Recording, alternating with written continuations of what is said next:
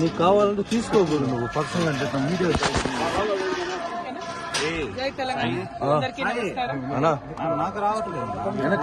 నేను గత 4 సంవత్సరాలుగా పడుతున్నటువంటి మనోవేదన ఆ స్వామివారి దయ వల్ల మరి కంప్లీట్ గా నేను ఏదైతే చెప్తూ వచ్చాను, సత్యం నా వైపు ఉంది, న్యాయం నా వైపు ఉంది, భగవంతుడు నా వైపు ఉన్నాడని చెప్తూ వచ్చాను.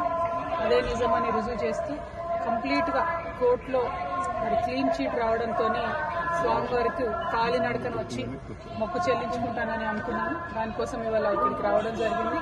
నిన్న కాలినడకన కొండకెక్కి ఈరోజు పొద్దున్నే స్వామివారి దర్శనం చేసుకోవడం జరిగింది.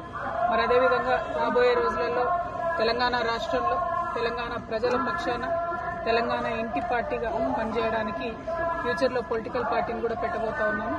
కాబట్టి దానికి కూడా ఖచ్చితంగా స్వామివారి ఆశీస్సులు ఉంటాయి, దయ ఉండాలని చెప్పి కోరుకొని మరి వాళ్ళు దర్శనం చేసుకోవడం జరిగింది.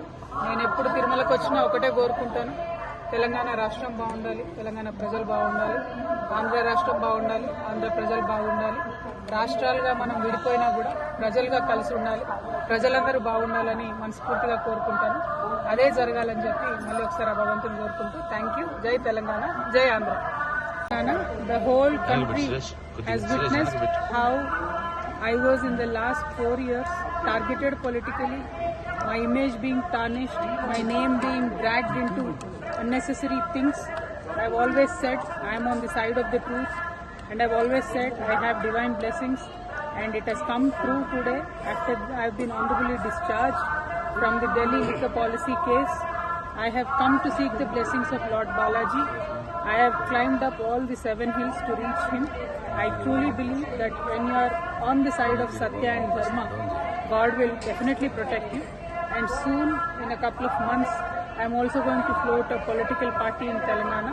I am hoping Lord Balaji will bless me to serve the people of Telangana in a better manner.